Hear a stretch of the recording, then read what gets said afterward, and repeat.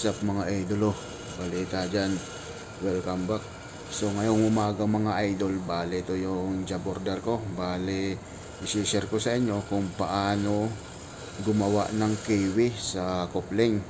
Yung lalagyan ng kunya. So bale dito mga idol ay bale maghahasa muna tayo ng toolbit na pangkating natin sa kiwi.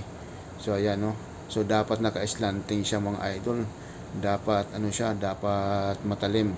So ngayon dito medyo fast forward lang natin ng konti mga idol no. So ayan, dahil wala kaming spare ng coupling, so diyan pinalakihan ko yung coupling mga idol. So gagawin ko diyan, bali lalagyan natin ng kiwi. So ganyan yung diskarte na ginawa ko mga idol. Bali inipit ko sa lit machine, tapos yan nga yung ginamit ko ay yung tool bit, square tool bit mga idol. So ganyan lang yung ginagawa ko, atras abante mga idol no. Pero yung feed natin sa tool bit mga idol is 0.5 lang. Huwag natin masyadong lalakihan para hindi mahirap.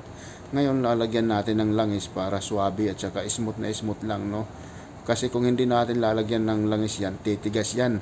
So baka mabasag pa yung coupling natin. So ayan no. So basta kunti lang yung pakagat nyo dyan, tapos atras abante lang yung gagawin nyo, kagaya ng ginagawa ko mga idolo. So pinaka-importante dyan, linalagyan natin ng langis para smooth na smooth lang mga idolo. So panoorin nyo to hanggang dulo mga idolo, baka makunan nyo rin ng idea mga idol. So ayan mga idol, so nakikita nyo dyan, kumakayod yung toolbit natin. So ganyan lang kasimple yung pagkakating ng kiwi sa coupling mga idol. Epektibo yan mga idol yan. So atras abante lang. So ito na nga, natapos ko na mga idol yan.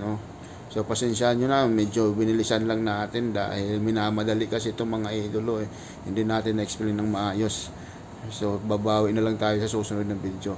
So ayan na siya mga idol. Yan, kita nyo naman yan. So basta yung pinaka-importante dyan, matalas yung natin toolbit na pangkating sa kiwi mga idolo, para hindi tayo mahirapan. So ayan mga idolo, bali natapos ko na rin. So dito susubukan ko mga idolo na ilagay kung magkakasya nga ba. So pagpasensyahan nyo na mga idol kung medyo hindi natin naipaliwanag ng maayos, kasi nga minamadali nga ito mga idol. So ayan, bali dyan sinusubukan ni third engineer ilagay yung coupling, pero nahihirapan siya mga idolo kasi may hangover pa si third engineer. Bali ako na yung tumira mga idolo para swabing swabe no. So ayan nga mga idolo, pasok na pasok, kuhang kuha, batang bata mga idolo no. So ayan, bali good job na naman tayo mga idolo. So bago natin tapusin itong video mga idolo, baka naman pa-like and share naman itong video mga idolo. So see you next time mga idolo, bye bye.